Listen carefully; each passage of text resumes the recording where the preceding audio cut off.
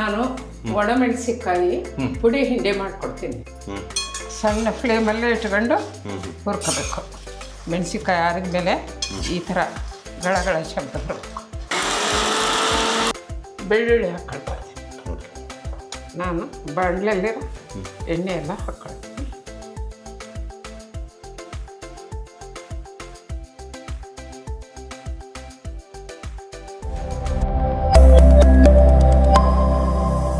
ನಮಸ್ಕಾರ ವೀಕ್ಷಕರೇ, ವಿಶಿಷ್ಟ ರುಚಿ ಯೂಟ್ಯೂಬ್ ವಾಹಿನಿಗೆ ತಮ್ಮೆಲ್ಲರಿಗೂ ಪ್ರೀತಿಯ ಸ್ವಾಗತ. ಅಮ್ಮ ನಮಸ್ತೆ. ನಮಸ್ತೆ. ಈಗ ನೀವು ಕೆಲವೊಮ್ಮೆ ನಮ್ಮನ್ನು ಬಿಟ್ಟು ಊರಿಗೆ ಹೋಗ್ಬಿಡ್ತೀರ. ಅಂಥ ಟೈಮ್ನಲ್ಲಿ ನಮಗೆ ಮನೇಲಿರೋಂಥ ಗಂಡ್ಮಕ್ಳಿಗೆ ಅಥವಾ ಬ್ಯಾಚುಲರ್ಸಿಗೆ ಸುಲಭವಾಗಿ ಏನಾದರೂ ಮನೆಯಲ್ಲಿ ಯಾವಾಗಲೂ ಸಿದ್ಧವಾಗಿರುವಂಥದ್ದು ಏನು ಮಾಡಿಕೊಡ್ಬೋದು? ನಾನು ಒಣಮೆಣಸಿನಕಾಯಿ ಪುಡಿ ಹಿಂಡಿ ಮಾಡ್ಕೊಡ್ತೀನಿ. ಅದು ಚಪಾತಿಗೂ ಬರುತ್ತೆ, ರೊಟ್ಟಿಗೂ ಬರುತ್ತೆ, ಅನ್ನ ಹಾಲು, ಅನ್ನ ಮೊಸರು ಅದ್ರ ಜೊತೆಲ್ಲೂ ಇದು ಹಾಕೊಂಡು ತಿನ್ಬಹುದು. ಆ ತರದ ಚಟ್ನಿ ಮಾಡಿಟ್ಟು ಹೋಗ್ತೀವಿ. ಹೌದ್ರಾ? ಅಂದ್ರೆ ನಾವು ಅನ್ನ ಮಾಡ್ಕೊಂಡ್ಬಿಟ್ರೆ ಸಾಕು. ಅನ್ನ ಮಾಡ್ಕೊಂಡ್ಬಿಟ್ರೆ ಅನ್ನ ತುಪ್ಪದ ಜೊತೆಲಿ ಚೆನ್ನಾಗಿರುತ್ತೆ. ಹೌದು. ಹಾಗಿದ್ರೆ ತಡ ಯಾಕೆ ವೀಕ್ಷಕರೇ, ಬನ್ನಿ ಇದನ್ನ ಹೇಗ್ ಮಾಡೋದು ಅಂತ ನೋಡೋಣ. ನಾನೀಗ ಒಣಮೆಣಸಿನಕಾಯಿ ಪುಡಿ ಹಿಂಡಿ ಮಾಡಿ ತೋರಿಸ್ತಾ ಇದ್ದಾನೆ. ಅದಕ್ಕೆ 150 ಗ್ರಾಮು ಒಣಮೆಣಸಿನಕಾಯಿ, 100 ಗ್ರಾಮು ಬೆಲ್ಲ, 100 ಗ್ರಾಮು ಎಣ್ಣೆ, 20 ಗ್ರಾಮು ನಾರೆಲ್ಲ ತೆಗೆದು ಹೆಚ್ಚಿಟ್ಕೊಂಡಿರೋ ಹುಣಸೆಹಣ್ಣು, 7-8 ಬೆಳ್ಳುಳ್ಳಿ ಸಿಪ್ಪೆ ತೆಗೆದಿಟ್ಕೊಂಡಿರೋದು, ರುಚಿಗೆ ತಕ್ಕಷ್ಟು ಉಪ್ಪು.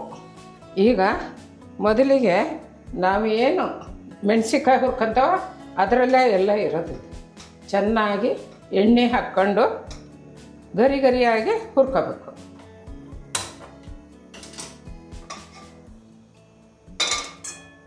ಈಗ ಮೊದಲಿಗೆ ಎಣ್ಣೆ ಹಾಕ್ಕೊಳ್ತಾ ಇದ್ದಾನೆ. ಎಣ್ಣೆ ಚೆನ್ನಾಗಿ ಹಾಕ್ಕೋಬೇಕು. ಇದಕ್ಕೆ ಎಷ್ಟು ಎಣ್ಣೆ ಹಾಕ್ಕೊಂಡು ಹುರಿತಾವ ಅಷ್ಟು ಚೆನ್ನಾಗಿ ಅಷ್ಟು ರುಚಿಯಾಗಿ ಬರುತ್ತೆ. ಅದು ತಿಂಗಳು ಗಂಟ್ಲೆ ಇಟ್ಕೊಂಡ್ರು ಏನೂ ಆಗಲ್ಲ. ಎಣ್ಣೆ ಬಿಸಿ ಆಗಿದೆ. ಇವಾಗ ಮೆಣಸಿನ್ಕಾಯಿ ಹಾಕ್ಕೊಳ್ತಾ ಇದ್ದ. ಇದು ಸಣ್ಣ ಫ್ಲೇಮಲ್ಲೇ ಇಟ್ಕೊಂಡು ಹುರ್ಕೋಬೇಕು.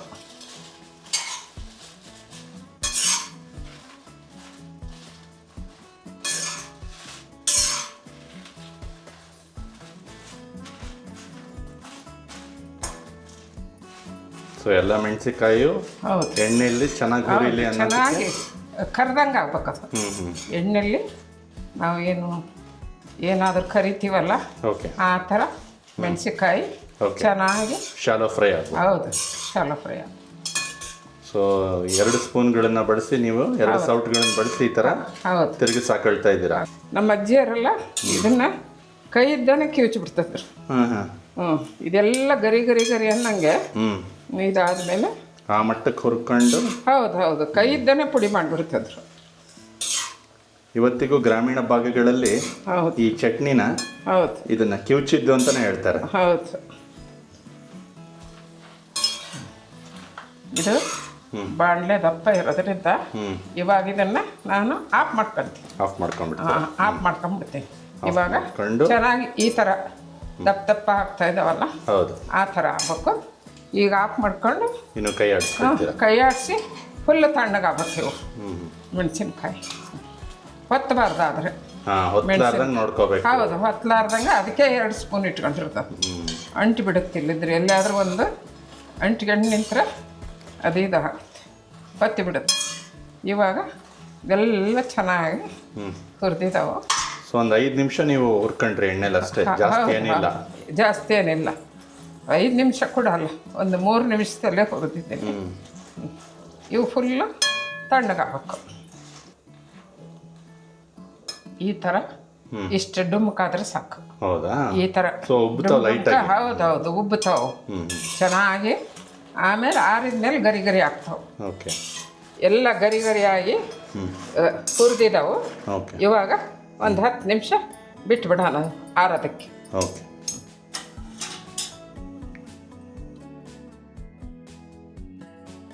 ಇದು ಒಣ ಮೆಣಸಿನಕಾಯಿ ಆಗಿರೋದ್ರಿಂದ ಇದನ್ನು ಗರಿ ಗರಿಯಾಗಿ ಹುರ್ಕೊಂಡು ಮಾಡೋದ್ರಿಂದ ಬೆಳ್ಳುಳ್ಳಿ ಜಾಸ್ತಿ ಹಾಕಿ ಹುಣಸೆ ಹಣ್ಣು ಹಾಕಿ ಬೆಲ್ಲ ಹಾಕಿರೋದ್ರಿಂದ ಸಣ್ಣ ಮಕ್ಕಳಿಗೂ ಇಷ್ಟ ಆಗುತ್ತಿದೆ.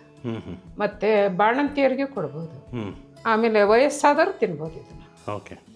ಬಾಯಿ ಕೆಟ್ಟಿದ್ರೆ ಆರಾಮಿಲ್ದರಿಗೆ ಇದು ರುಚಿ ಕೊಡುತ್ತೆ ಇದು ಬಾಯಿ. ಓಕೆ. ಸೊ ಆಸಿಡಿಟಿನೂ ಆಗಲ್ಲ ಯಾಕಂದ್ರೆ ಒಣ ಮೆಣಸಿನಕಾಯಿ ಬಳಸ್ತಾ ಇರೋದು. ಹೌದು, ಆಸಿಡಿಟಿ ಅಂತ ಆಗದೇ ಇಲ್ಲ ಇದಕ್ಕೆ. ಹೆಚ್ಚಿಗೆ ಬೆಳ್ಳುಳ್ಳಿ ಬೆಳೆಸ್ತದ ಇದಕ್ಕೆ ಹೆಚ್ಚು. ಸೊ ಹಿಂದಿನ ಕಾಲದಲ್ಲೆಲ್ಲ ಈ ತರ ಚಟ್ನಿ ಪುಡಿಗಳು ಕುಟ್ಟಿದ್ದು ಇದೆಲ್ಲ ಅಲ್ಲಿ ಬಾಂಡ್ಲೆ ಎಲ್ಲ ಕಿವಿಸ್ತಿದ್ರು.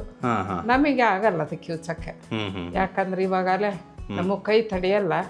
ಹಂಗಾಗಿ ಸ್ವಲ್ಪ ಜಾರಿಗೆ ಹಾಕಿಬಿಡ್ತವೆ, ಮಿಕ್ಸಿ ಜಾರಿಗೆ. ಅವ ನಮ್ಮ ಅಜ್ಜಿ ನಮ್ಮ ಅಮ್ಮ ಅವರೆಲ್ಲ ಕೈ ಇದ್ದಾನೆ ಆ ಬಾಂಡ್ಲಿಯಲ್ಲಿ ಅದನ್ನ ಎಲ್ಲ ಮುರಿದು ಕಿವುಚಿ ಬಿಡೋರು. ಎಲ್ಲ ಬೆಳ್ಳುಳ್ಳಿ ಇದನ್ನ ಮಾಡಿ ಹುಣಸೆ ಹಣ್ಣು ಬೆಲ್ಲ ಉಪ್ಪು ಎಲ್ಲ ಹಾಕಿ ಅದರಲ್ಲೇ ಕೈ ಇದ್ದಾನೆ ಕಿವುಚಿ ಬಿಡೋರು.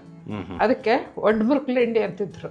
ಒಡ್ಡ ಮುರುಕ್ಲಿಂಡಿ ಅಂದ್ರೆ ಕೈ ಹಿಂಗೆ ಮುರಿದು ಮುರಿದು ಮುರಿದು ಅದಕ್ಕೆ ಒಡ್ಡ ಮುರಿ. ಹೌದು ಹೌದು ಹೌದು, ಕೈ ಹಿಂಗೆ ಒಡ್ಡ ಮುರಿದು ಮುರಿದು ಕಿವಿಸ್ತಿದ್ರಲ್ಲ ಅದಕ್ಕೆ ಒಡ್ಡ ಮುರುಕ್ಲಿಂಡಿ ಅಂತಿದ್ರು. ಮೆಣಸಿನ್ಕಾಯಿ ಆರಿದ ಮೇಲೆ ಈ ಥರ ಗಳಗಳ ಶಬ್ದ ಬರುತ್ತೆ. ಹಂಗಂದ್ರೆ ಫುಲ್ ಡ್ರೈ ಆಗಿದೆ, ಚೆನ್ನಾಗಿ ಕರೆದಿದೆ ಅಂತ. ಈ ಥರ ಎಷ್ಟು ಚೆನ್ನಾಗಿ ಬರುತ್ತೆ ಶಬ್ದ. ಸಂಪೂರ್ಣವಾಗಿ ಆರಿದವು. ಈಗ ಇವನ್ನ ಮಿಕ್ಸಿ ಜಾರಿಗೆ ಹೌದು ಮಿಕ್ಸಿ ಜಾರಿಗೆ ಹಾಕ್ಕೊಳ್ತಾರೆ. ಮೊದಲಿಗೆ ಇದನ್ನ ಒಂದು 3 ಸ್ಪೂನ್ ಉಪ್ಪು ಹಾಕ್ಕೊಂಡು,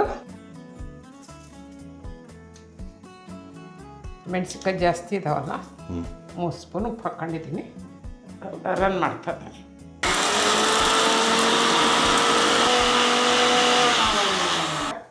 ಎಲ್ಲ ಸಣ್ಣ ಆಗಿದೆ.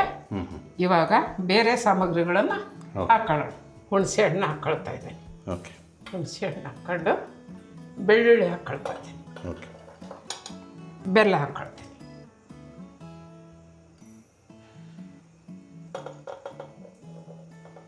ಬೆಲ್ಲನ ಸ್ವಲ್ಪ ನೋಡಿ ಹಾಕ್ಕೊಳ್ತೀನಿ. ಓಕೆ. ತುಂಬ ಸ್ವೀಟ್ ಆಗೋದು ಬೇಡ. ಹೌದು, ಬೇಕಿದ್ರೆ ಆಮೇಲೆ ಆ್ಯಡ್ ಮಾಡ್ಕೋಬೋದು.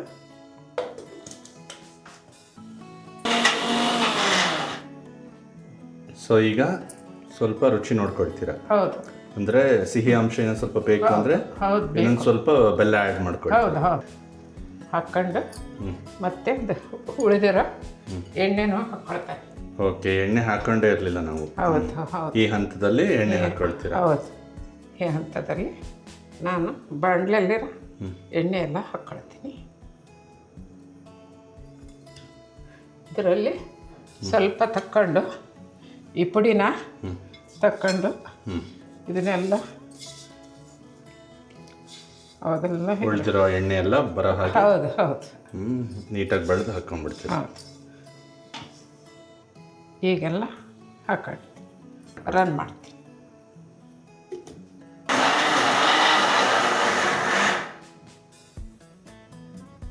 ರುಬ್ಕೊಂಡರ ಅಂತ ಪುಡಿ ಇದನ್ನು ಒಂದು ಬೌಲಿಗೆ ವರ್ಗಾಯಿಸ್ಕೊಳ್ತೀನಿ. ಇದು 3 ತಿಂಗಳು 4 ತಿಂಗಳು ಎಷ್ಟು ದಿವಸ ಇಟ್ಟರು ಏನೂ ಆಗಲ್ಲ ಇದು.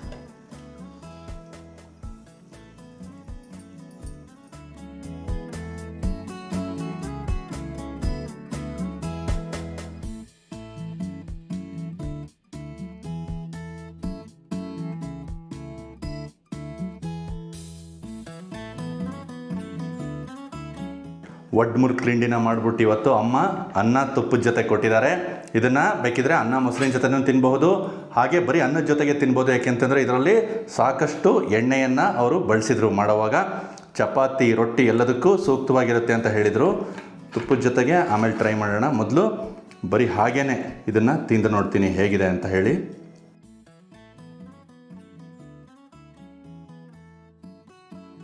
ಖಾರವಾಗಿ ಒಳ್ಳೆ ನಮ್ಮ ಚಿಗಳಿ ಅಂತ ಹೇಳ್ತೀವಲ್ಲ ಹುಣಸೆ ಹಣ್ಣಿಂದ ಮಾಡೋದು, ಅದನ್ನು ನೆನಪಿಸುತ್ತೆ ಇದು. ಇದರಲ್ಲಿ ಹುಣಸೆ ಹಣ್ಣಿದೆ, ಹಾಗೆಯೇ ಬೆಲ್ಲದ ಸಿಹಿ ಇದೆ. ಅದ್ಭುತವಾಗಿದೆ ಇದು ರುಚಿ. ಹಾಗೆ ತಿನ್ಬಿಡ್ಬೋದು. ಬನ್ನಿ ಈಗ ಅನ್ನದ ಜೊತೆಗೆ ಬಿಸಿ ಬಿಸಿ ಅನ್ನ ಇದ್ಬಿಟ್ರೆ ಈ ಥರ ಕಲಿಸ್ಕೊಂಡು ಚೆನ್ನಾಗಿ ಬ್ಯಾಟಿಂಗ್ ಮಾಡ್ಬೋದು. ಅನ್ನದ ಜೊತೆಗೆ ಚೆನ್ನಾಗಿ ಕಲಿಸ್ಕೊಂಡ್ರೆ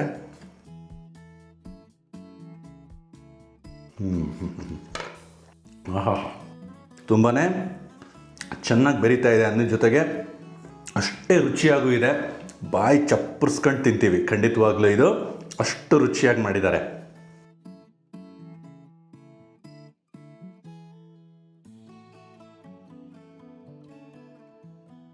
ಅನ್ನ ಕಡಿಮೆ ಉಣ್ಣೋರು ಅಥವಾ ಅನ್ನ ಉಣ್ಣದೇ ಇರೋರು ಚೆನ್ನಾಗಿ ಅನ್ನ ಉಣ್ತಾರೆ ಇದ್ರ ಜೊತೆಗೆ ಇದ್ಬಿಟ್ರೆ.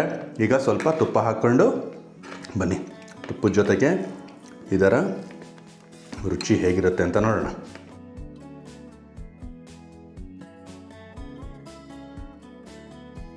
ತುಪ್ಪ ಹಾಕ್ಕೊಂಡ ತಕ್ಷಣ ಖಾರ ಕಡಿಮೆ ಅನ್ನಿಸ್ತು, ಅಷ್ಟೇ ರುಚಿಯಾಗೂ ಅನ್ನಿಸ್ತಾ ಇದೆ. ಆಹಾ, ಇಂಥ ಒಂದು ಚಟ್ನಿ ಅಥವಾ ತಿಂಡಿ ಜೊತೆಗಿದ್ಬಿಟ್ರೆ ಹೊಟ್ಟೆ ತುಂಬ ಊಟ ಮಾಡಿಬಿಡ್ಬೋದು. ಬರೀ ಅನ್ನ ಮಾಡಿಕೊಂಡ್ರೆ ಸಾಕು.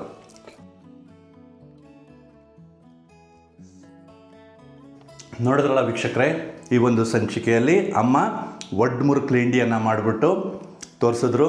ನಾನು ಇದರ ರುಚಿಯನ್ನು ಕೂಡ ನೋಡಿದೆ. ನಿಜವಾಗ್ಲೂ ಅತ್ಯದ್ಭುತವಾದಂತಹ ಒಂದು ಹಿಂಡಿ ಅಥವಾ ಇದು ಚಟ್ನಿ ಪುಡಿ ಅಂತಲೇ ನಾವು ಇದನ್ನು ಹೇಳಬಹುದು. ನೀವು ಕೂಡ ಇದನ್ನು ಮಾಡ್ಕೊಳ್ಳಿ. ಇದು ಆರೋಗ್ಯಕ್ಕೆ ತುಂಬ ಒಳ್ಳೆಯದು. ಸಾಕಷ್ಟು ಸುದೀರ್ಘವಾದಂತಹ ಶೆಲ್ಫ್ ಲೈಫನ್ನು ಇದು ಒಳಗೊಂಡಿದೆ. ಮತ್ತು ಇದು ಒಣಖಾರದಿಂದ ಮಾಡಿರೋದ್ರಿಂದ ಆ್ಯಸಿಡಿಟಿ ಮಾತೇ ಇಲ್ಲ. ಎಲ್ಲ ವಯಸ್ಸಿನವರು ಬಿಂದಾಸಾಗಿ ಅನ್ನದ ಜೊತೆಗೆ, ಚಪಾತಿ ಜೊತೆಗೆ, ರೊಟ್ಟಿ ಜೊತೆಗೆ ಇದನ್ನು ಬ್ಯಾಟಿಂಗ್ ಮಾಡಬಹುದು.